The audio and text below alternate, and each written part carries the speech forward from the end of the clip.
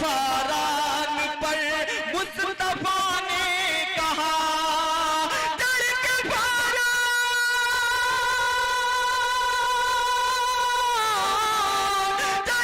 فاران پر مصطفیٰ نے کہا دین اسلام کی ادا ہو گئی دین اسلام کی ابتدا ہو گئی دین اسلام کی ابتدا ہو گئی میں ایک بہت ہی عظیم شخصیت اور علم بحر العلوم کا ایک مشہور اور دانشمند خطاب جس کو اللہ نے کم عمر میں بہت زیادہ علم سے نوازا جس کے انتظار تھا آپ لوگوں کو اور اس انتظار کی گھڑی اب ختم ہوئی اب میں آپ حضرات کے سامنے حدیث الاستاد جناب حضرت اور مولانا مفتی پرویز عالم صاحب کو دعوت سخن دیتا ہوں اس اشعار کے ساتھ کہ اپنے شاگرد کو منزل کا پتہ دیتا ہے اپنے استاد کو اپنے شاگرد کو منزل کا پتہ دیتا ہے ایسا دل بھی خدا سب کو کہاں دیتا ہے بھائی فرقانیہ مدرسہ ایک ایسا عظیم الشان مدرسہ ہے جس کی وجہ سے ہمارے بربٹ پور اس علاقے میں تقریباً 40 حفاظ تیار ہیں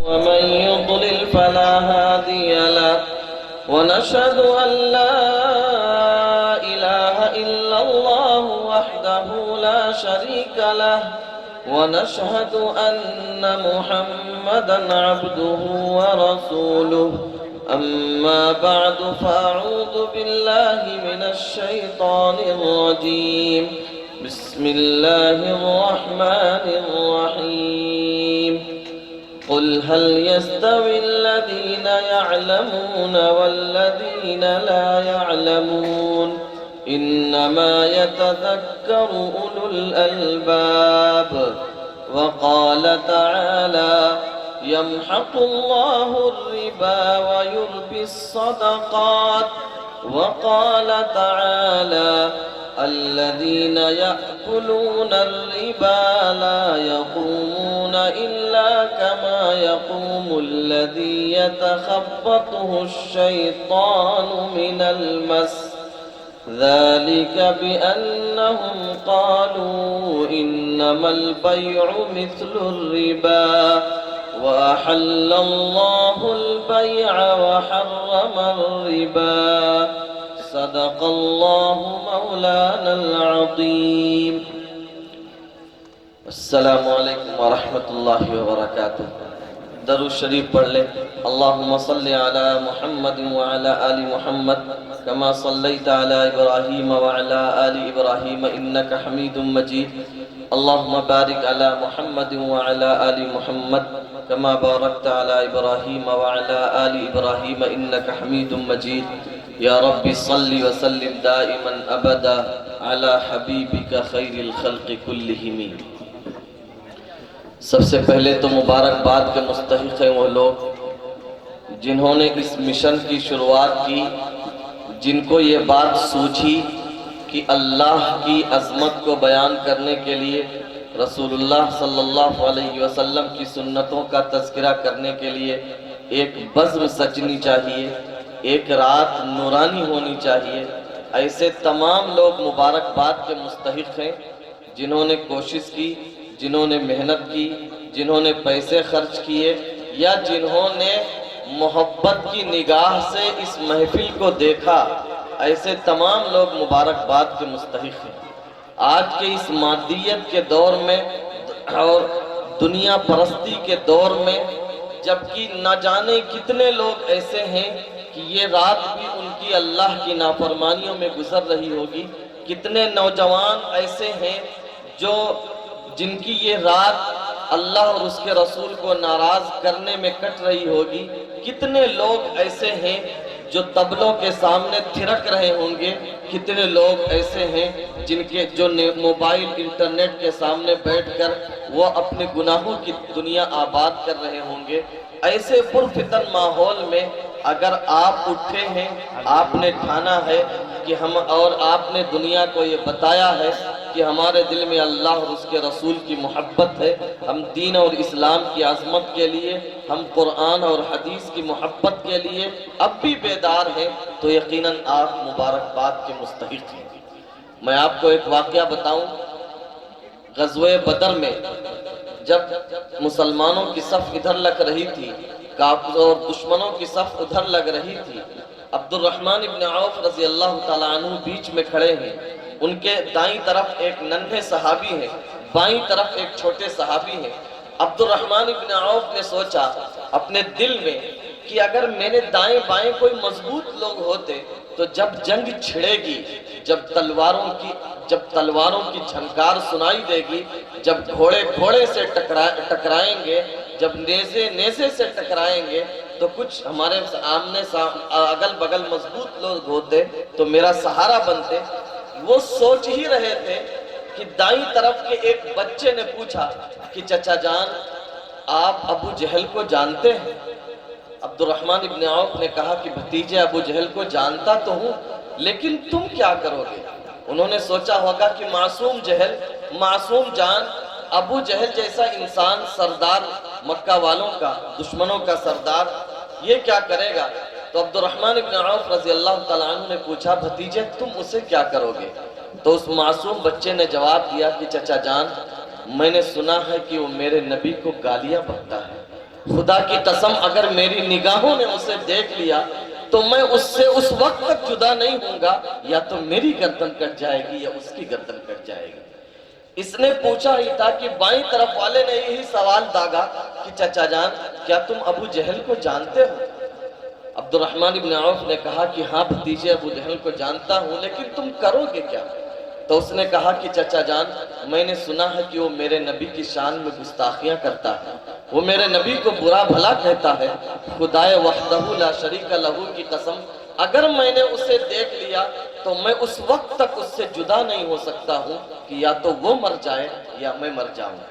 عبد الرحمن ابن عوف رضی اللہ تعالیٰ عنہ کہتے ہیں ان بچوں کے اس سوال سے مجھے بڑا تعجب ہوا کہ جان کتنی مختصر سی ہے، حوصلہ کتنا عظیم سا ہے۔ اتنے میں ابو جہل میدان میں دوڑتا ہوا اور صفوں کی نگرانی کرتا ہوا نظر آیا، تو میں نے ان دونوں کو اشارہ کیا، شہزادوں کو، کہ وہ تمہارا شکار ہے۔ چنانچہ وہ دونوں شہزادے بجلی کی طرح دوڑے، اور ایک نے ابو جہل کے گھوڑے پر وار کیا اور دوسرے نے تلوار کھینچ کر ماری تو ابو جہل کے پیر میں لگی، جس سے گھوڑا بھی گرا اور ابو جہل بھی گرا، اور انہوں نے ابو جہل کا کام تمام کر دیا، لیکن مکمل جان ابھی نہیں نکلی تھی۔ پھر عبداللہ ابن مسعود رضی اللہ تعالیٰ عنہ نے اس کی گردن اس کے تن سے جدا کر دی۔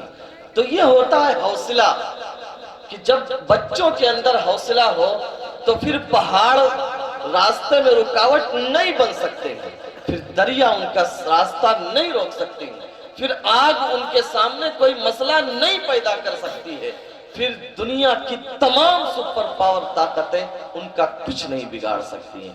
تو اگر آج بھی ہم اور آپ زندہ ہیں، آج گردن کٹانے کی ضرورت نہیں ہے، آج جذبات کو قربان کر دینے کی ضرورت ہے، کہ یہ دل جو ہمارے سینے میں بھڑک رہا ہے، یہ جگر جو ہمارے سینے میں موجود ہے، ہم چیک کر کے دیکھیں کہ یہ اللہ کے لیے کتنا تڑپتا ہے، یہ رسول اللہ کی محبت میں کتنا سلگتا ہے۔ بس یہی قربانی دینے کی ضرورت ہے۔ آپ یہاں آئے ہیں تو یہ ٹھانے کہ بات اچھی لگے یا نہ لگے، یوں تو یہ کہنا بھی بری بات ہے، اس لیے کہ یہاں جو بات ہوگی کوئی سیاست اور کوئی راجنیتک گفتگو نہیں ہوگی، جو بھی بات ہوگی محمد الرسول اللہ صلی اللہ علیہ وسلم کی زبان مبارک سے نکلی ہوئی گفتگو ہوگی۔ تو ہم جب تک یہاں بیٹھیں تو قربانی کے ساتھ بیٹھے، آخر تک بیٹھے۔ ابھی ہمارے بعد ایک اہم بیان ہونا ہے حضرت مولانا افتخار احسن صاحب دامت برکاتہم کا، اور پھر ان کے بیان کے بعد دعا ہونی ہے۔ آپ یہ ٹھانیں کہ یہاں سے مکمل جلسہ ختم ہونے کے بعد ہی جانا ہے، تاکہ آپ اپنی جھولی میں کچھ بھر کر جائیں۔ بیٹھیں گے بھائی آخر تک؟ دیکھیں میں آج کے بیچ میں شاید اس سے پہلے بھی آ چکا ہوں، آپ کو یاد ہو یا نہ یاد ہو، ہمیں یاد ہے اسی جگہ پر آئے تھے۔ تو میں آپ کے سامنے تھوڑی سی گفتگو، اصلاح معاشرہ عنوان دیا گیا ہے، اصلاح معاشرہ پر تھوڑی سی ہم گفتگو کرتے ہیں۔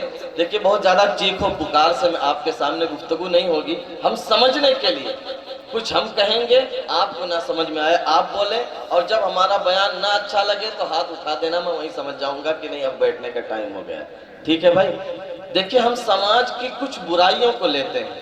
سب سے پہلے ہم دیکھتے ہیں کہ ہماری جو تہذیب ہے، ہمارا جو کلچر ہے، ہماری جو روایت ہے، وہ کہیں نہ کہیں مٹ رہی ہے۔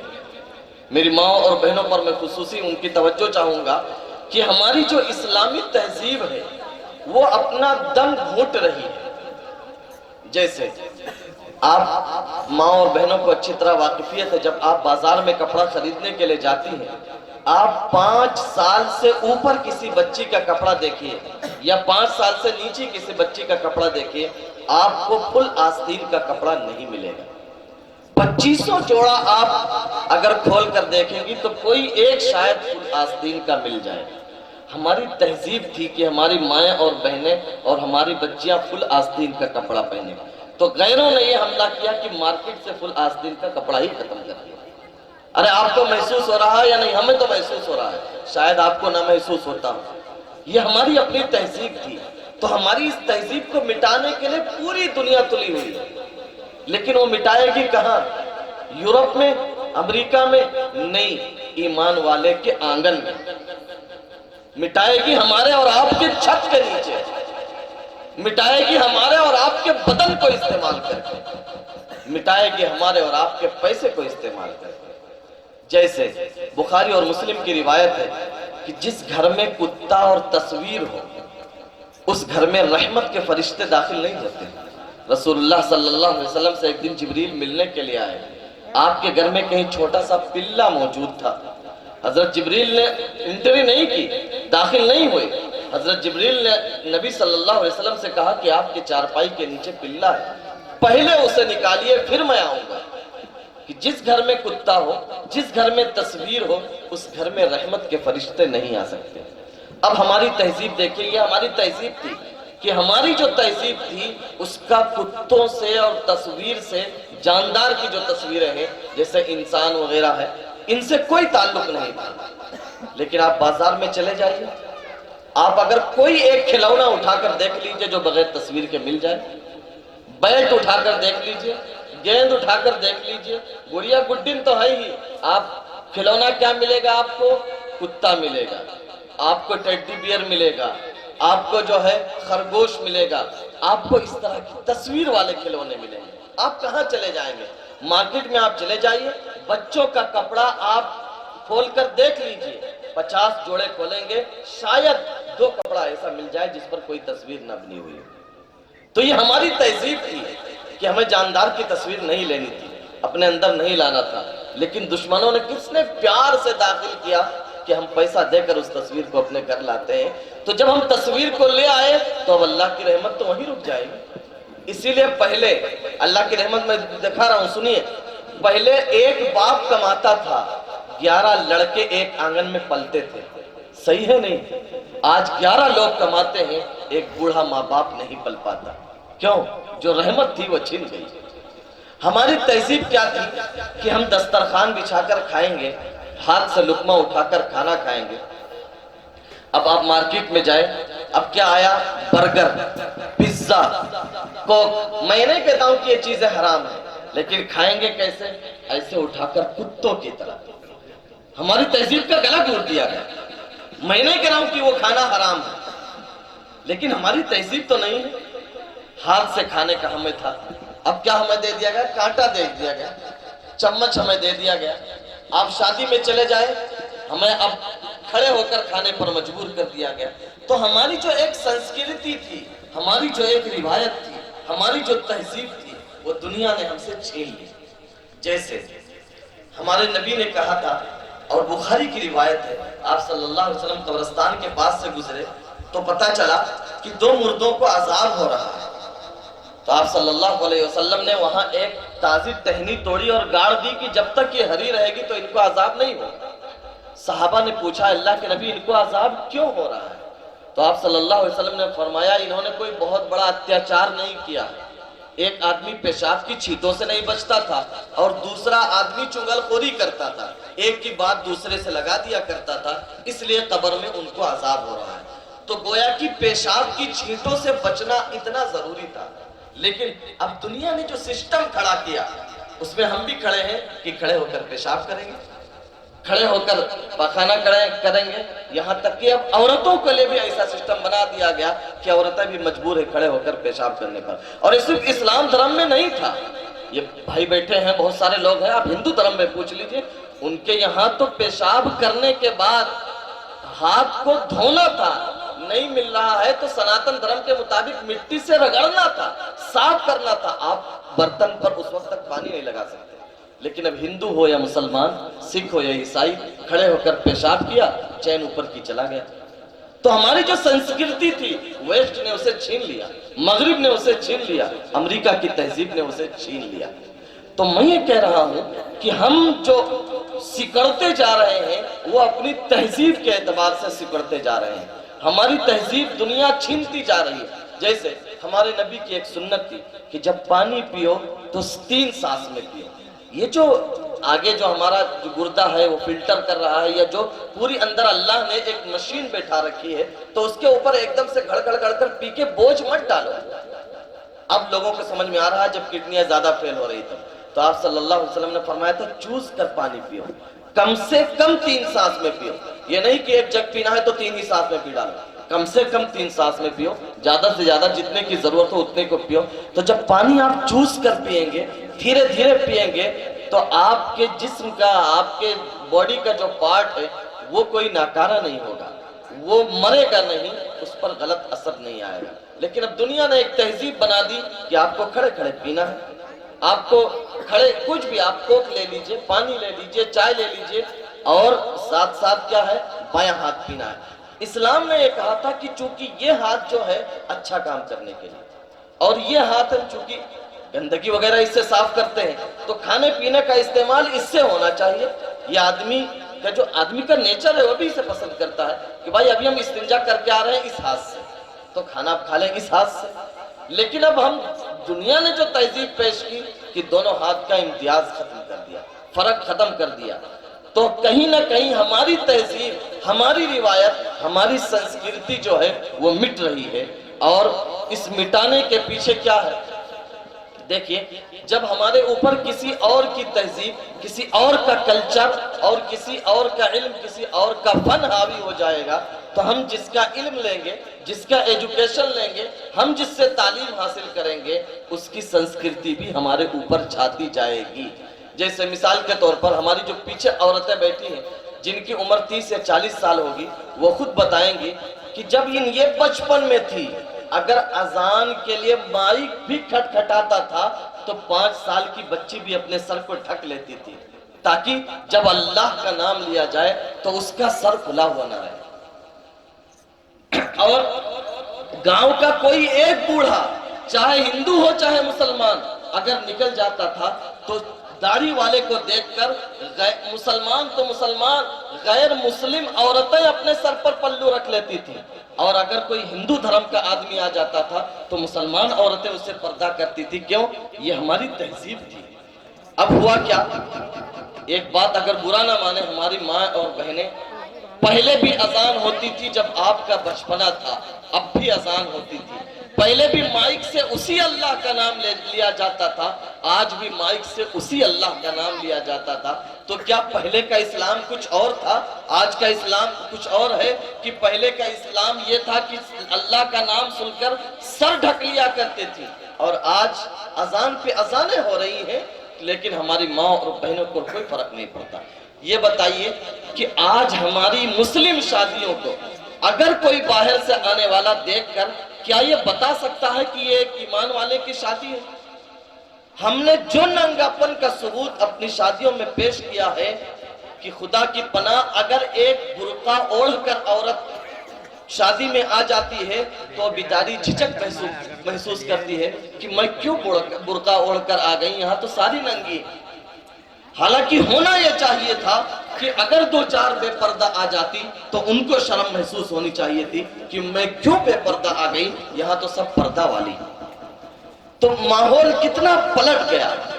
ایسے میں ہمیں کرنا کیا ہے؟ وہ 2 سیکنڈ میں ہمیں اس کے لیے کوئی لمبا چوڑا منتر نہیں پڑھنا ہے، لمبی چوڑی دعائیں نہیں کرنی ہے۔ ہمیں کرنا یہ ہے کہ جب آپ کا بچہ صبح اسکول کو جانے لگے، اسکول کو جاتے وقت آپ اس کو جوتے پہنائیں گی، ڈریس پہنائیں گی، اس سے پہلے آپ اسے برش کرائیں گی، وہ واش روم جائے گا، لیٹرین باتھ روم سے فارغ ہوگا۔ جب آپ کا بچہ اٹھے تو اٹھنے کے بعد آپ بچے کو سمجھائیں کہ بیٹے جب ہمارے نبی اٹھا کرتے تھے تو کیسے اٹھا کرتے تھے، کیا پڑھا کرتے تھے۔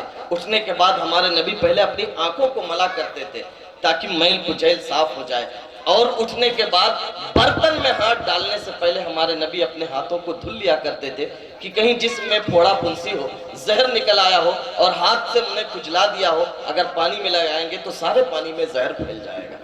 پھر اس کے بعد جب بچہ لیٹرین میں جانے لگے، اگر وہ سیدھے پیر سے جا رہا ہے تو اسے واپس ملائیں کہ بیٹا ہمارے نبی لیٹرین میں کس پیر سے جاتے تھے، پھر بتائیں ہمارے نبی لیٹرین میں بائیں پیر سے جاتے تھے۔ پھر جب بچہ لیٹرین سے نکلے اگر غلط نکل رہا تو اسے ٹوکیں۔ جب آپ اس کو ڈریس پہنا رہی ہیں، جوتا پہنا رہی ہیں تو اسے بتائیں کہ جوتا پہننے کا سنت طریقہ یہ ہے اور ڈریس پہننے کا سنت طریقہ یہ ہے، اتارنے کا طریقہ یہ ہے کہ اگر آپ کے گیٹ پر کوئی مانگنے والا آ جاتا ہے تو آپ نہ جائیں، بچے کے ہاتھ میں 1 روپیہ دے کر بھیجیں کہ بچہ یہ ہماری سنسکرتی ہے، یہ ہماری تہذیب ہے، یہ ہماری روایت ہے۔ اللہ نے اگر ہمیں اس لائق بنایا ہے کہ وہ ہمارے دروازے پر مانگنے کے لیے آ رہا ہے تو اسے دھتکارنا نہیں ہے، جاؤ پیار سے ابا کہہ کر، دادا کہہ کر، تاؤ کہہ کر اسے 1 روپیہ دے دینا، چچا کہہ کر، انکل کہہ کر اسے 1 روپیہ دے دینا، اس کے دھتکارنا نہیں۔ کیوں؟ اس لیے کہ جس کے ہاتھ میں اللہ نے کٹورا تھمایا ہے وہ بھی اسی کا پیدا کیا ہوا ہے، اور جو اس کٹورے میں سکہ ڈال رہا ہے وہ بھی اسی کا پیدا کیا ہوا ہے۔ اس نے کوئی جرم نہیں کیا تھا کہ اس کے ہاتھ میں کٹورا ہے، اور آپ نے کوئی تیر نہیں مار لیا تھا کہ آپ اس میں سکہ ڈال رہے ہیں۔ اگر تکبر کرو گے، اکڑ آئے گی کہ ہم تو دینے والے ہیں، تو کل وہی جس نے آپ کو اس لائق بنایا ہے کہ آپ سکہ ڈال رہے ہیں، کل وہ آپ سے اس حیثیت کو چھین لے گا اور آپ کے ہاتھ میں کٹورا تھما دے گا۔ وہ ایسا بارہا کرتا رہتا ہے، آپ اپنی نگاہوں سے دیکھتے رہتے ہیں۔ تو ہم اپنے بچوں کو یہ سکھائیں، رات میں سونے سے پہلے صرف 10 منٹ کے لیے، جب آپ کا بچہ ہوم ورک کر چکے 10 منٹ کے لیے آپ اسے بیٹھائیں، حدیث کی کوئی کتاب لے لیجئے جس میں اسلامی آداب ہوں، اس میں کھانے پینے کے آداب ہوں اور لیٹنے سونے کے آداب ہوں، اسی طریقے سے دوسروں سے ملنے ملاقات کرنے کے آداب ہوں، راستہ چلنے کے آداب ہوں، پڑوسیوں کے آداب ہوں کہ پڑوسیوں کے ساتھ کیسا رہن سہن ہوتا ہے، بچے کو سکھائیں۔ آپ 10 دن 1 مہینہ کر کے تو دیکھیں۔ میرا ایک 4 سال کا بچہ ہے، میں نے اسے کہا کہ دائیں ہاتھ سے کھانا چاہیے، جو گھر میں تعلیم ہوتی ہے تو بھی سنتا ہے۔ تو ایک دن میں کھانا کھا رہا تھا، کھانا تو دائیں ہاتھ سے کھا رہا تھا، مولی اٹھا کر میں بائیں ہاتھ سے کھانے لگا۔ تو کہہ رہا آپ تو کہہ رہے تھے کہ دائیں ہاتھ سے کھانا سنت ہے، ہمارے نبی اس ہاتھ سے کھاتے تھے، رائٹ ہینڈ سے، پھر آپ یہ لیفٹ ہینڈ سے کیوں کھا رہے ہیں؟ تو میں نے کہا ہاں بھائی بات آپ کی صحیح ہے، میں غلطی پر ہوں، سوری، میں آپ دائیں ہاتھ سے کھاؤں گا۔ تو آپ جب سکھائیں گے 10 دن کے بعد اس کا رزلٹ آنے لگ جائے گا۔ بچوں کے اندر جو کیچنگ پاور ہوتی ہے وہ بہت مضبوط ہوتی ہے۔ اس لیے ایک بات میں اس تربیت کے سلسلے میں یہ کہہ رہا ہوں، جب بچہ کو ماں دودھ پلاتی ہے تو بڑی بوڑھی عورتیں گھر میں کہتی ہیں اس دودھ پرانے والی عورت سے کہ ٹھنڈی چیز مت کھانا ورنہ بچے کو سردی ہو جائے گی۔ کھائے گی ماں اور سردی کس کو ہو جائے گی؟ بچے کو۔ تو اس کا مطلب ماں کے اندر سے کچھ چیزیں بچے میں ٹرانسفر ہوتی ہیں۔ تو جیسے دودھ کے واسطے سے ماں کی طاقت، ماں کی قوت بچے میں ٹرانسفر ہوتی ہے، ایسے اس دودھ کے واسطے سے جو روحانیت ہے، وہ بھی ماں سے بچے کی طرف ٹرانسفر ہوتی ہے۔ اب ماں اگر بچے کو گود میں لے کر دودھ پلا رہی ہے اور موبائل میں فلمیں دیکھ رہی ہے، غلط چیزیں دیکھ رہی ہے، تو ماں کو احساس ہو یا نہ ہو، بچے کو احساس ہے۔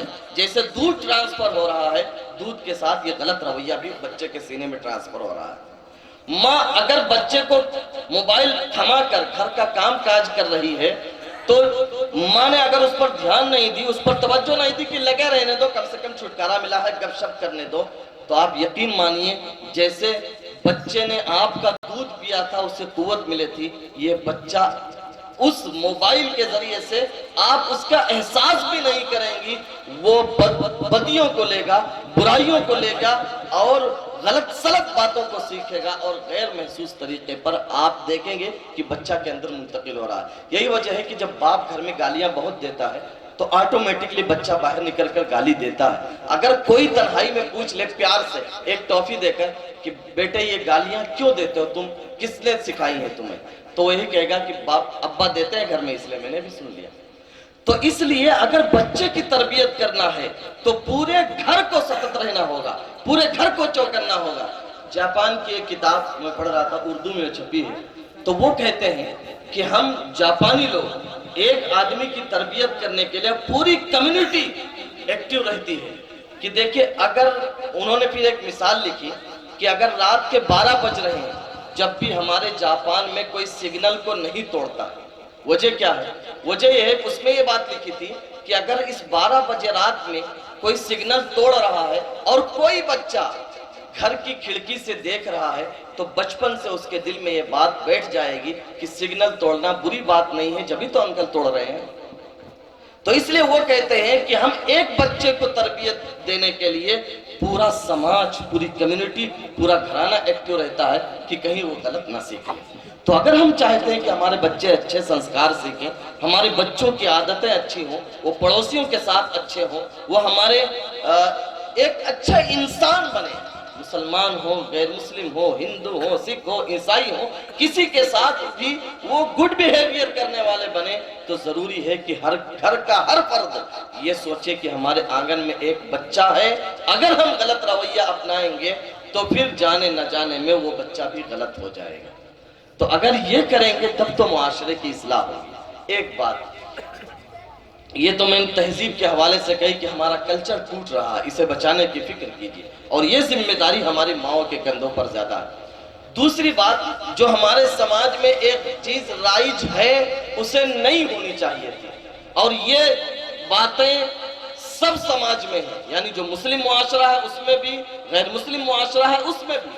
وہ کیا ہے کہ جو بزرگ ہیں، جو بڑے ہیں، ان کا سمان ہونا چاہیے، ان کا احترام ہونا چاہیے۔ میں بڑوں کا احترام کیا ہوتا ہے؟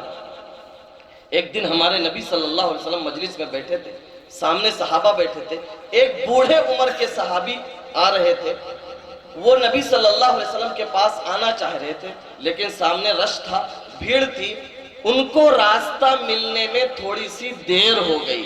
وہ دیر سے رسول اللہ صلی اللہ علیہ وسلم کے پاس پہنچے۔ اللہ کے رسول صلی اللہ علیہ وسلم نے ارشاد فرمایا، من لم یرحم صغیرنا ولم یوقر کبیرنا فلیس منا، کہ سنو، جس کے دل میں بچوں کے تئیں دیا نہ ہو، بچوں پر وہ رحم نہ کرے، اور جو بوڑھوں کا سمان نہ کرے، محمد الرسول اللہ سے اس کا کوئی تعلق نہیں، وہ مسلمان کہلانے کے لائق نہیں۔ اس لیے اللہ کے رسول صلی اللہ علیہ وسلم نے فرمایا، جب راستہ چلو، بڑے بھی ہوں تو ان سے پیچھے چلو، ان سے آگے مت بڑھو۔ بڑوں کا سمان یہ ہے کہ ان سے پیچھے چلو۔ دسترخوان پر کھانا کے لیے بیٹھے ہو، پہلے خود جانوروں کی طرح کھانا مت شروع کر دو، بڑوں کو موقع دو کہ وہ ہاتھ بڑھائیں، وہ لقمہ اٹھائیں، پھر آپ کھاؤ۔ ہاں، اگر وہ آپ کو اجازت دے دیتے ہیں کہ آپ کھا لو تو آپ کھا لیجئے۔ یہاں تک کہ رسول اللہ صلی اللہ علیہ وسلم نے فرمایا، اگر آپ سفر کر رہے ہیں، آپ کو نماز پڑھنی ہے، 4 آدمی ہیں، چاروں کے اندر یہ صلاحیت ہے کہ وہ نماز پڑھا سکتے ہیں، تو نماز کون پڑھائے گا؟ بھائی ہم 4 آدمی ہیں، چاروں عالم ہیں، نماز پڑھا سکتے ہیں، تو کون پڑھائے نماز؟ نماز پڑھانا ایک بڑی عبادت ہے۔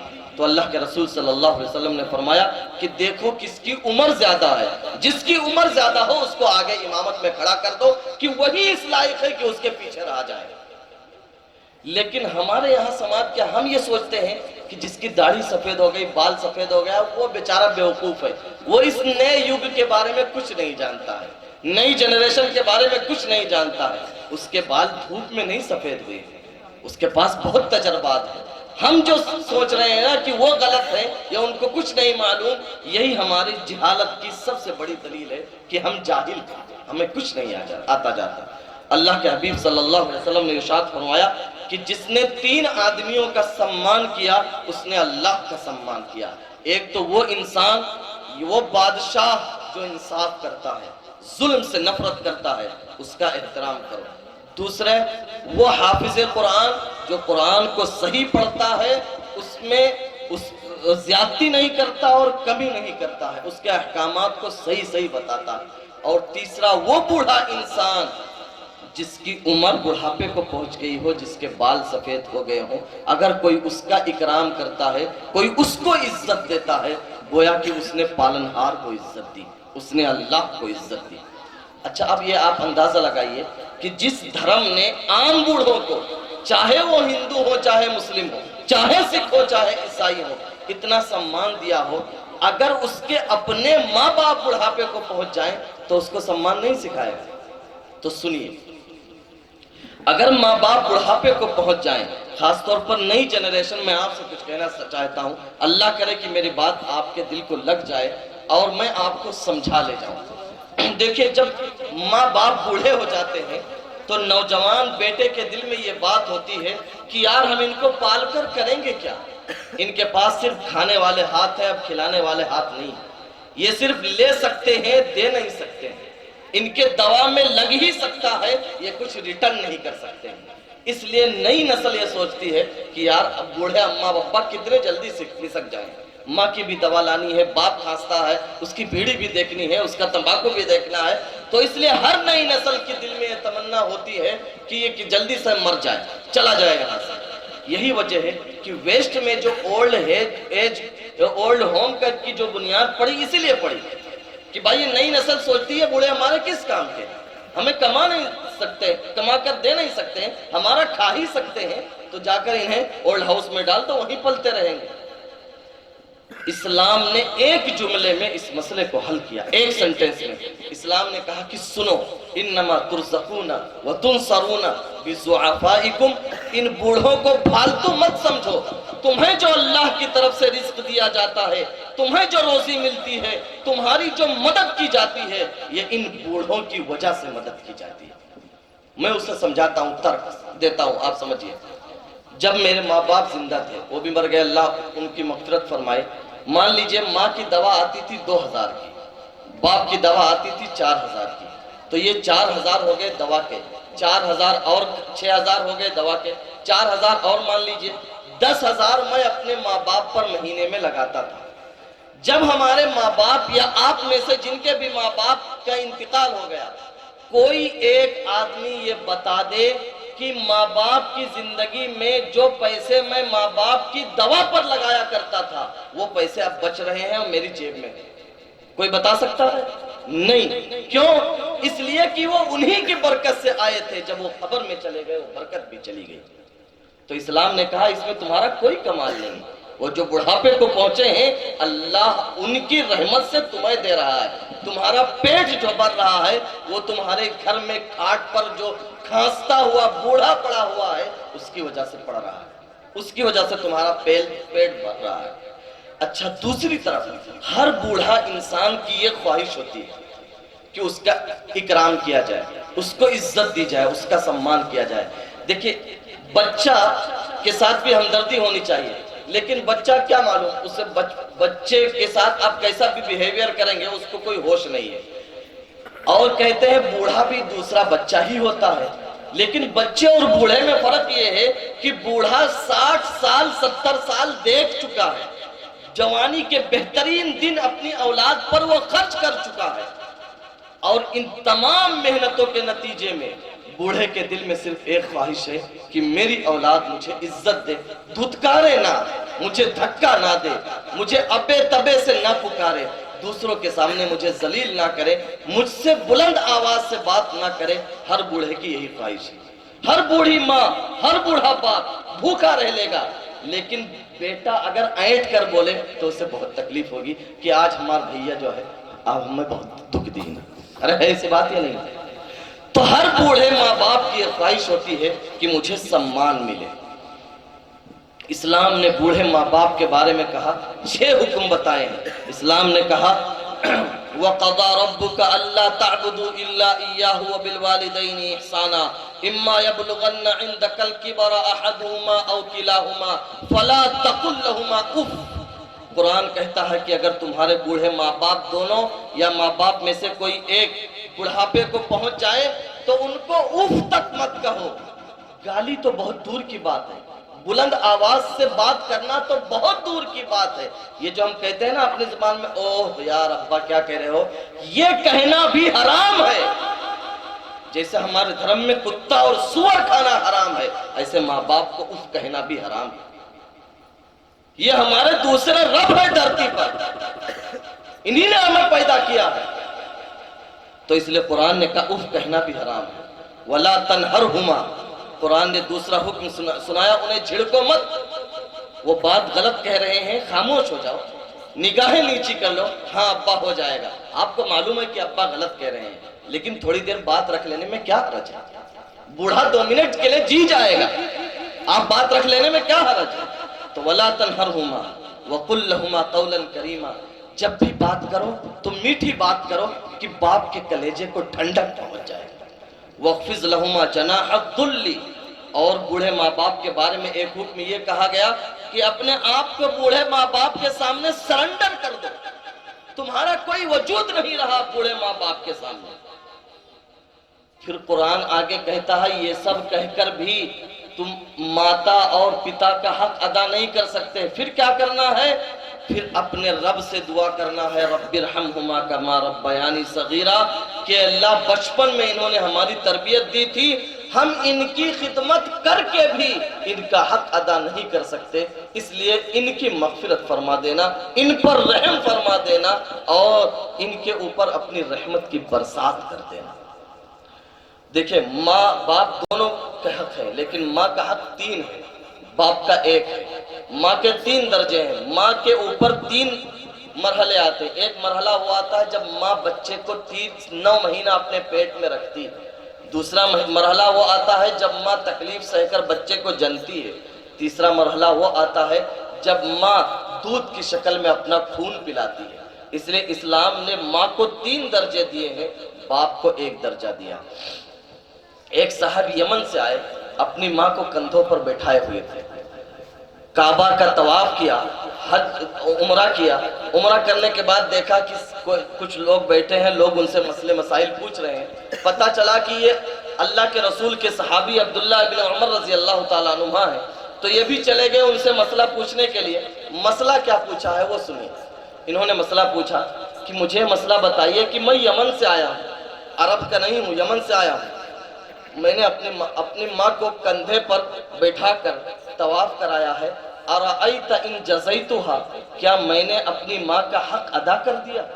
تو عبداللہ ابن عمر رضی اللہ تعالی عنہما نے فرمایا ولا بزفرۃ واحدہ، کہ نادان تو حق ادا کرنے کی بات کرتا ہے. جب تو پیدا ہو رہا تھا تیری پیدائش کی وجہ سے تیری ماں کے پیٹ میں جو درد اٹھا تھا، اس درد سے تیری ماں نے آہ کہا تھا. یہ خدمت کر کے اس آہ کا حق بھی تو ادا نہیں کر سکتا. اللہ کے رسول صلی اللہ علیہ وسلم رمضان کا مبارک مہینہ ہے، مسجد نبوی ہے، ممبر ہے، چڑھ رہے ہیں. پہلے زینے پر چڑھا تب کہا آمین، دوسرے زینے پر چڑھا تب کہا آمین، تیسرے زینے پر چڑھا تب کہا آمین. بعد میں صحابہ نے پوچھا یہ آمین آمین آپ کیوں کہہ رہے ہیں؟ تو اللہ کے رسول صلی اللہ علیہ وسلم نے فرمایا جبریل میرے پاس آئے تھے، انہوں نے 3 بددعائیں دی، میں نے ان پر آمین کہی. ایک بددعا یہ تھی کہ جس کے ماں باپ دونوں یا ماں باپ میں سے کوئی ایک بڑھاپے کو پہنچ جائے اور وہ ان کی سیوا کر کے جنت کو نہ خرید لے، وہ ہلاک ہو جائے. میں نے کہا آمین. اب آپ اندازہ لگائیے کہ بوڑھے ماں باپ کو ستانے والے کی بددعا اللہ نے بھیجی ہے، جبریل لے کر آئے ہیں. ہمارے نبی نے رمضان کے بابرکت مہینے میں آمین کہہ کر اس پر مہر لگا دی ہے. لہذا ماں باپ کو ستانے والا اگر دنیا میں پریشان ہے، وہ ذلت گزار رہا ہے تو بالکل تعجب کرنے کی بات نہیں ہے. کیوں؟ اس لیے کہ اس کے ساتھ ہونا ہی ہے. جو ماں باپ کو ستائے گا اس کی دنیا تو تنگ ہونی ہی ہے. آخرت میں کیا ہوگا وہ اللہ ہی جانتا ہے. دنیا میں بھی مشکلات کا سامنا کرنا پڑے گا. تو اس لیے اگر ہمارے ماں باپ زندہ ہوں آج ہی ان کے قدموں میں گر کر ان سے معافی مانگ لیں.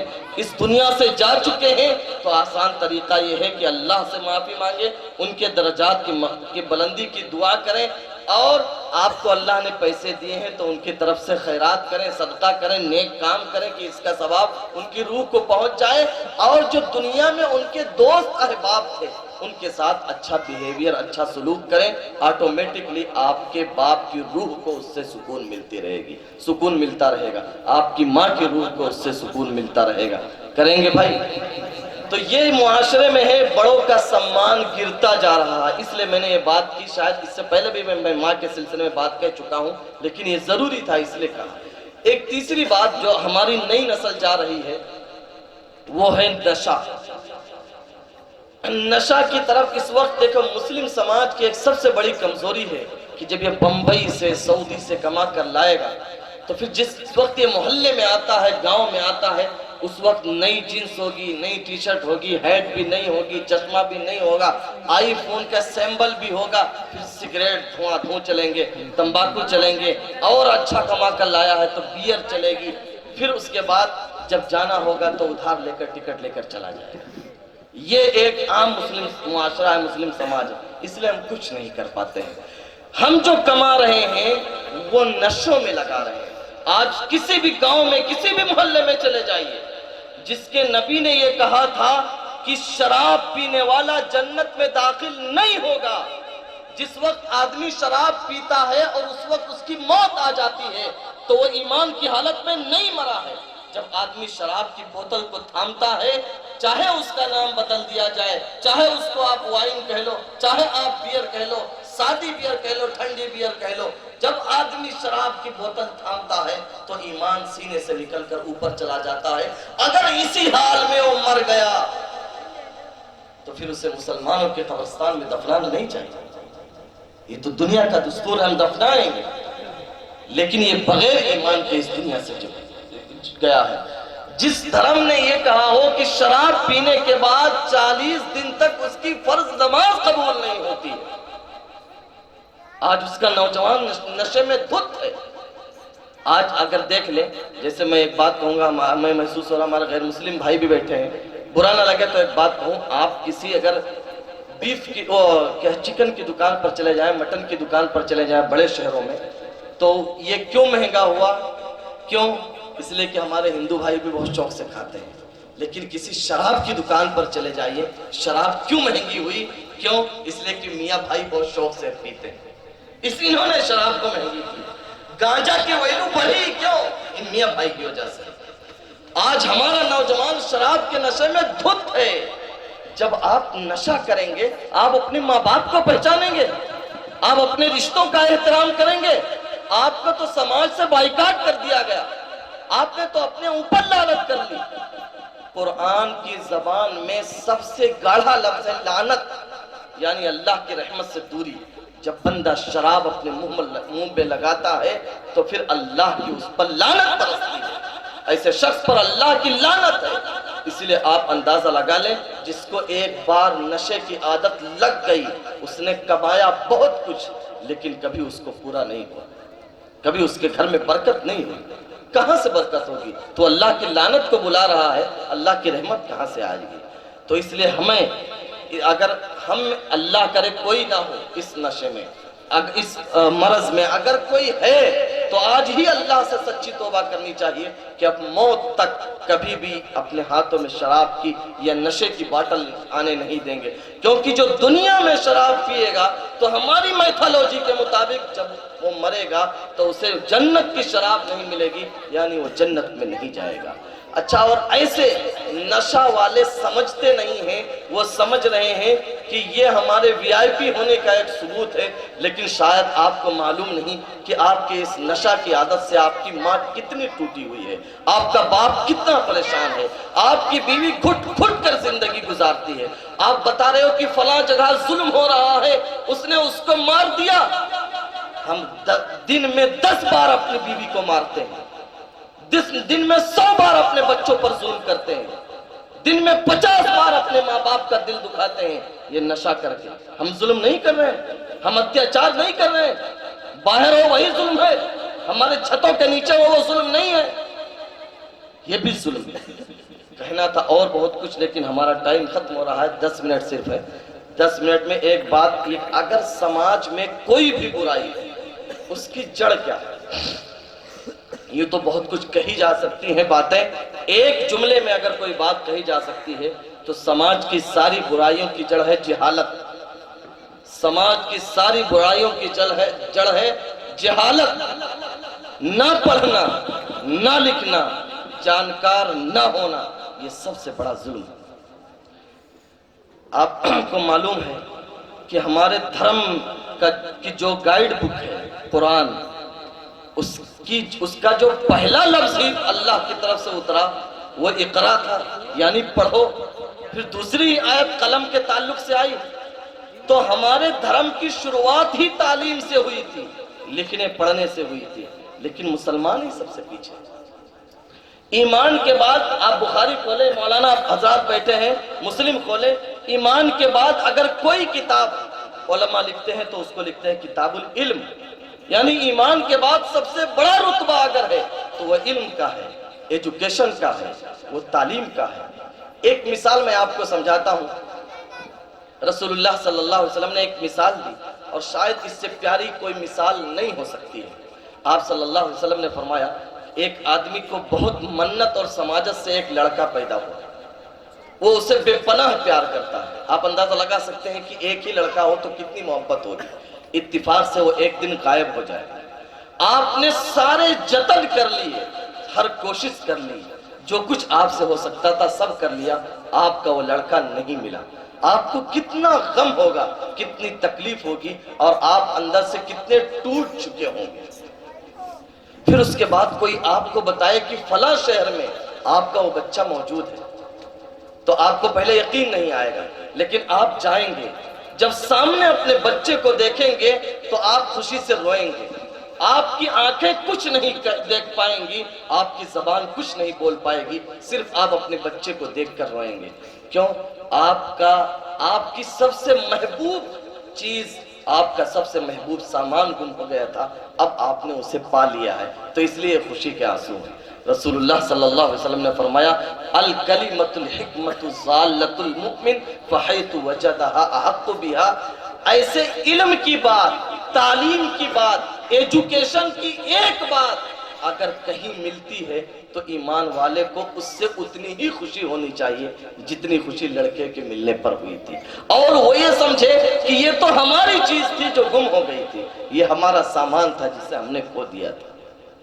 تو یہ ہے ہمارا علم سے رشتہ، ہمارا اس علم سے تعلق۔ لیکن سوال یہ ہے کہ ہم ہی پیچھے کیوں ہیں؟ تو اس کی بہت ساری وجہیں ہیں، ٹائم نہیں ہے ورنہ بیان کیا جاتا، میں موٹی موٹی وجہ آپ کو بیان کرتا ہوں۔ ایک وجہ یہ ہے کہ ہمیں اور آپ کو ابھی اس 21ویں شتابدی میں بھی علم کتنا امپورٹنٹ ہے، علم کی اہمیت کتنی ہے، اور تعلیم اور ایجوکیشن کا مہتو کتنا ہے، ابھی ہم صحیح سے اس سے واقف نہیں ہیں۔ اس لیے ہمارے پاس جن لوگوں کے پاس پیسے ہیں، جو سکشم ہیں، ان کے بھی بچے نہیں پڑھتے۔ چلو مان لیجیے غریب کے بچے نہ پڑھیں، لیکن جن کے پاس پیسے ہیں وہ بھی نہیں پڑھتے ہیں۔ کیوں؟ اس لیے کہ ان کو علم کا احساس ہی نہیں، ان کو ایجوکیشن کا احساس ہی نہیں۔ اور کیوں احساس نہیں؟ اس کی وجہ بھی ہے۔ اس کی وجہ یہ کہ انہوں نے اپنے دماغ میں یہ سیٹ کر لیا ہے اور مائنڈ میک اپ کر لیا ہے کہ یار نوکری تو ملنی نہیں ہے، اس لیے علم نہیں حاصل کریں گے۔ یہ بتائیے کہ اسلام نے کہیں کہا ہے کہ ایجوکیشن کو نوکری کے لیے حاصل کرنا ہے؟ ایجوکیشن خود ایک بہت پاورفل چیز ہے، بہت اچھی چیز ہے۔ نوکری ملے یا نہ ملے، علم کے آپ کے پاس علم ہے، دنیا کی کوئی طاقت اس کا مقابلہ نہیں کر سکتی۔ آپ شہنشاہ ہیں، بادشاہ ہیں، آپ راجہ ہیں، اگر آپ کے پاس علم ہے اور ایجوکیشن کی دولت ہے۔ 4 آدمیوں کے بیچ میں بیٹھ کر علم ہونے کی وجہ سے جو آپ فخر محسوس کرتے ہیں، جو آپ کا سینہ چوڑا ہو سکتا ہے، وہ آپ الفاظ میں بیان نہیں کر سکتے۔ تو ایک تو وجہ یہ ہے کہ ہم سوچتے نوکری ملنی نہیں اس لیے نہیں، ہمیں پڑھنا ہے، نوکری ملے یا نہ ملے سیکنڈری چیز ہے، بھائی ہمارے علم سے کسی کو فائدہ ہو جائے، یہ اسلام نے پسند کیا۔ دیکھیں اسلام نے علم کو دین اور دنیا میں نہیں بانٹا ہے، اسلام نے علم کو جو بانٹا ہے، علم کے دو پارٹ کیے ہیں، ایک پارٹ وہ ہے جس سے انسانوں کو اور لوگوں کو فائدہ پہنچائے، ایک علم وہ ہے جس سے لوگوں کو فائدہ نہ پہنچے۔ جس علم سے فائدہ پہنچے چاہے دنیا کا کوئی سا علم ہو، اسلام نے کہا سیکھو۔ جس علم سے انسانیت کو، مانوتا کو نقصان پہنچے، اسلام نے کہا ہرگز مت سیکھو۔ اس لیے اسلام نے دعا سکھائی ہے، اللہم انی اسألک علما نافعا، اے اللہ ہم مفید علم کی درخواست کرتے ہیں۔ دوسری دعا بھی سکھائی ہے، اللہم انی اعوذ بک من علم لا ينفع، اے اللہ ایسا علم ہمیں نہیں چاہیے جو فائدہ نہ دے، جو انسانیت کو موت کے گھاٹ اتار دے، ہم ایسا علم لے کر کیا کریں گے؟ تو اس لیے نوکری ملے یا نہ ملے علم کا احساس ہونا چاہیے۔ اس کے لیے آپ کریں گے کیا؟ اس کے لیے یہ کریں گے جیسے آپ نے الیکشن بھی کیا، گھر گھر جا کر دروازہ کھٹکھٹا کر کہ بھائی ووٹ دینا ہے، اور ان کو دینا ہے جن کو بھی آپ نے دیا ہو، ہمیں کیا معلوم کس کو دیا ہے۔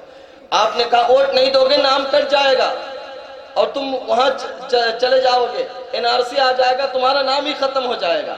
ایسا ہی بتائیے کہ اس این آر سی سے پہلے ایک اور این آر سی ہے لٹریسی کی، کہ آپ اگر علم نہیں سیکھیں گے، شکشا نہیں حاصل کریں گے، تعلیم نہیں حاصل کریں گے، تو اس مرنے سے پہلے کروڑ بار آپ اور مریں گے، ہر روز مریں گے، ہر پل مریں گے۔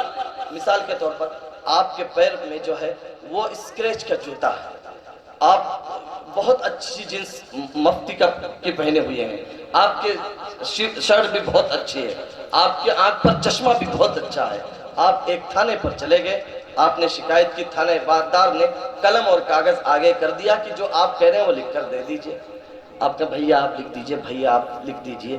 تو یہ جو آپ نے جو عزت کا لبادہ اوڑھ رکھا تھا، عزت کی لباس جس کو آپ یہ سمجھ رہے تھے، شاید اس وقت جو آپ کو شرمندگی محسوس ہو رہی ہے، وہ یہ عزت اس کا کبھی مقابلہ نہیں کر سکتا۔ آپ پھیکے پڑ جاتے ہیں، پانی ہو جاتے ہیں۔ تو یہ علم کا فائدہ، تو اس لیے اس کے لیے کمپین چلائیے، مہم چلائیے، گھر گھر جائیے، دروازے پر دستک دیجیے اور بتائیے کہ کوئی بچہ بے پڑھا لکھا ہمارے معاشرے کا ہونا ہی نہیں چاہیے۔ ہمارے علم سے پیچھے رہنے کی دوسری وجہ یہ ہے غربت، غریبی، لاچاری۔ ایک غریب ماں باپ سے کہو کہ آپ اپنے بچے کو دکان پر مت بھیج کر اسکول بھیج دو، وہاں ڈریس بھی فری میں ملے گی، کھانا بھی فری میں ملے گا، کتابیں بھی فری میں ملے گی، تو وہ کہیں گے کہ بھیا اگر وہ اسکول ہم اس کو بھیج دیں گے، دن میں جو 100 روپیہ کماتا ہے وہ کون دے گا ہمیں، ہمارا چولہا کیسے چلے گا؟ بات اس کی بھی واجب ہے، اس لیے کہ ہم نے ایجوکیشن کو کمرشلائز کر دیا ہے، اس کو پیسوں سے جوڑ دیا۔ اب شکشا کا مطلب شکشا نہیں، اب شکشا کا مطلب پیسہ ہے۔ اسی لیے اسی دھرتی پر، اسی ہندوستان میں کسی زمانے میں جو ٹیچر کا مرتبہ ہوتا تھا وہ ملک کے پردھان منتری کا نہیں ہوا کرتا تھا، لیکن جب سے شکشا کو پیسوں سے جوڑ دیا گیا، اب ٹیچر کی بھی کوئی ویلیو نہیں رہ گئی۔ اب اگر کچھ ہے، سب کچھ ہے تو پیسہ ہے۔ تو ایسی بھی صورتحال ہے کہ ہمارے پیچھے رہنے کی ایک وجہ یہ ہے کہ ہمارے ہاں غریبی ہے۔ تو میں آپ سے کہتا ہوں کہ اگر حقیقت میں جائیں تو یہ آپ کا ایک بہانہ ہے، بہانے سے زیادہ کچھ نہیں ہے۔ اور اگر بہانہ نہیں ہے تو اسلام نے زکوٰۃ کیوں فرض کی ہے؟ اسلام نے صدقے کا نظام کیوں رکھا ہے؟ آپ جو کما رہے ہیں 2.5% دیجئے تاکہ غریبوں کا پیٹ پلے، غریبوں کا چولہا جلے اور غریب کے بچے بڑھیں۔ آپ صدقہ نکالیے، خیرات نکالیے، عشر نکالیے۔ میں آپ سے کہوں گا نئی نسل سے، جب آپ پردیس میں کماتے ہیں ایک ڈبہ رکھیے چھوٹا سا، اس میں روزانہ 10 روپے ڈالیے، 5 روپے ڈالیے اپنے آمدنی کے مطابق۔ کوئی غریب آئے مانگنے مت دیجیے، یہ کہیے یہ 5 روپے میں نے کتاب اور قلم کے لیے رکھے ہیں، جب مجھے کوئی کتاب اور قلم کا محتاج ملے گا یہ 5 روپے اسے دوں گا۔ آپ ایک مہینے اگر کیجئے 10 روپے اگر آپ نے ایک مہینے میں نکالا 300 روپے آپ کے کھڑے ہو گئے۔ اگر گھر کے 5 لوگ ہیں اور 1500 روپے ایک مہینے میں بن سکتے ہیں، صرف 10 روپے آپ اکٹھا کریں، لائیے قوم کے جو آپ کے جو قوم کے غریب بچے ہیں ان کے اوپر خرچ کیجئے کہ آپ پڑھیے، ہم آپ پر انویسٹ کر رہے ہیں۔ ایک واقعہ بتا کر میں اپنی بات ختم کرتا ہوں۔ دیکھیں اگر اپنے سماج میں کوئی ہونہار بچہ ہے، جیسے میں نے بہت سارے بچوں کو دیکھا کہ وہ پڑھنے میں بے پناہ ہے، ایک کلاس کا بچہ ہے لیکن گھر اور مجبوری ہے کہ وہ پڑھ نہیں سکتا، تو آپ کیا کریں گے؟ آپ اگر 10,000 5,000 آج دے دیں گے وہ کل ختم ہو جائے گا، رمضان آئے گا آپ نے اسے 2,000 زکوٰۃ کے دے دیے، اگلے رمضان میں وہ پھر منہ پھیلائے کھڑے ہوا ہے کہ اب 3,000 چاہیے۔ تو اس کی مدد کا ایک طریقہ یہ ہے جو رسول اللہ صلی اللہ علیہ وسلم نے اپنے چچا کی تھی۔ آپ کو معلوم ہے کہ ابو طالب کی مالی حالت بڑی خراب تھی اور انہی کے سگے بھائی تھے عباس، وہ بہت مالدار ہیں، ابھی ایمان نہیں لائے ہیں۔ آپ صلی اللہ علیہ وسلم ایک دن حضرت عباس کے پاس گئے اور کہا کہ چچا جان، ابو طالب کا بوجھ ہم ہلکا کرتے ہیں، ہمارے چچا ہیں، ان کا کچھ ہاتھ بٹاتے ہیں۔ انہوں نے کہا کہ چلو چلتے ہیں۔ آپ صلی اللہ علیہ وسلم حضرت عباس ابو طالب کے پاس آئے اور ابو طالب سے کہا ہم آپ کی مدد کرنا چاہتے ہیں۔ ہمارے نبی صلی اللہ علیہ وسلم نے بتایا کہ مدد کا طریقہ یہ ہے کہ آپ ہمیں اپنی ایک اولاد دے دیجئے، میں اس کا سارا خرچہ اٹھاؤں گا، اور ایک اولاد عباس کو دے دیجئے، اس کا سارا خرچہ وہ اٹھائیں گے۔ حضرت ابو طالب نے کہا عقیل کو تو میرے پاس رہنے دو، جعفر کو تم اور علی کو لے جا سکتے ہو۔ چنانچہ جعفر کو عباس لے آئے اور حضرت علی کو رسول اللہ صلی اللہ علیہ وسلم لے آئے۔ پھر حضرت علی کی آپ صلی اللہ علیہ وسلم نے تربیت فرمائی، اگر ہمارے نبی صلی اللہ علیہ وسلم علم کے شہر بنے تو علی اس علم کے شہر کے دروازہ کہلائے۔ تو اس لیے اگر آپ کے معاشرے میں، آپ کے رشتہ دار میں اور آپ کے ریلیٹیوز میں کوئی ایسا بچہ ہے جو ہونہار ہے، آپ اس کے سر پر ہاتھ رکھیے، اس کے ماں باپ سے کہیے کہ اس بچے کو پتہ نہیں چلنا چاہیے، بچہ مجھے دے دیجئے، اس کی تعلیم پر، اس کی تربیت پر جو بھی خرچہ آئے گا میں خرچ کروں گا، میں اسے پڑھاؤں گا۔ جب وہ پڑھ لے گا، بڑا ہو جائے گا، اپنے پیروں پر کھڑا ہو جائے گا، تو صرف آپ نے ایک انسان کی مدد نہیں کی ہے، آپ نے ایک جنریشن تیار کر دی ہے، آپ نے ایک نئی نسل تیار کر دی ہے۔ تو اس لیے پڑھیے، پڑھائی کے بغیر یہ دنیا جو ہے یہ ایجوکیشنل دور ہے، یہ دنیا آپ کے گلے پر پیر رکھ کر اوپر چلی جائے گی۔ یہی وجہ ہے، مثال کے طور پر جو ویسٹ ملک ہیں، اگر وہ کوئی بات پیش کرے تو دنیا کہتی ہے اچھا یہ تو مان لیتے ہیں۔ ایک مثال میں دیتا ہوں، بس اپنی بات ختم کرتا ہوں، آپ سوچتے ہوں گے کبھی سے بکواس کر رہا ہے، بات ختم کر رہا ہے۔ جب کرونا وائرس آیا، آپ کو معلوم ہے کہ WHO نے کرونا کے بارے میں ایک دن میں 7 فیصلے اپنے بدلے، اس سے نہیں ایسے ہوتا ہے، اس سے نہیں ایسے ہوتا ہے۔ کرونا کے 506 ویریئنٹ بتائے گئے، 306 تو سبھی مانتے ہیں۔ ایک بیماری وہ بھی جو سائنس بیسڈ ہو، جس کی بنیاد سائنس پر ہو، اس کی اتنی شکلیں۔ اگر یہ بات WHO نہ کہتا، ویسٹ نہ کہتا، یورپ اور امریکہ نہ کہتا، کوئی پچھڑا ملک کہہ دیتا تو لوگ اسے پات کر مار دیتے کہ پاگل ہو گیا، ایک بیماری کی اتنی شکلیں ہوتی ہیں۔ لیکن کیوں WHO نے کہا ہے، امریکہ اس کے پیچھے کھڑا ہے، اس کے پیچھے جاپان کھڑا ہے، اس لیے لوگوں نے کہا ہاں بھائی آپ جو کہہ رہے ہیں وہ سب صحیح ہے، مانا لوگوں نے۔ کیوں؟ ان کے پاس پاور ہے، ٹیکنالوجی کی پاور، علم کی پاور اور ایجوکیشن کی پاور، اس لیے دنیا تسلیم کر رہی ہے۔ ہمارا کھاڑی دیش کا اگر کوئی ایک آدمی کوئی ایک سافٹ ویئر بنا لے کہ یہ بہت اچھا ہے تو لوگ کیا، دوسرے تو چھوڑو، مسلمان ہی کہیں گے پگلا گیا، پنچر بنانے والا ہے، اس کو پتہ نہیں کیا خواب میں دکھنے لگ گیا۔